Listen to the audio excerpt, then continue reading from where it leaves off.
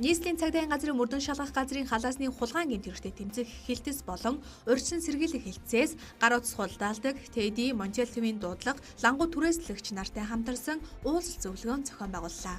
За шалгаж авах талаар юу л яадаг юм да. Тэгээд нэг тухайн хүнийг болохоор чинь яг нэг шууд бол яг хулгайч гэж хэлэхэд бол их хэцүү байдаг.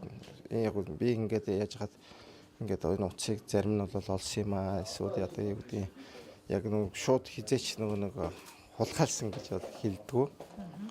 Дандаа нэг талд байдаг. Тэгэхээр чинь яг тэр хүнийг чи хулгайч юу гэж яг сэрдэж чадахгүй болохоор бас жоохон тийм хэцүү л байдаг.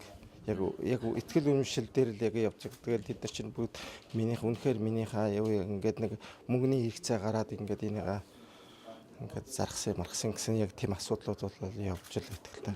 Хууль бусаар эд зүйл зах зээлийг бий болгоод байгаа ямар нэгэн хараа хяналтгүй, улсад татвар төлдөггүй, ямар нэгэн эрх зүй харилцаа үүсгээгүй энэ этгээдүүдийг бол ямарч байсан одоо бүрэн байхгүй болгоно гэдэгт найдаж байгаа. Энийг Монголын гар утас бизнес эрхлэгчдийн үндэстэй холбооч гэсэн дэмжиж байгаа.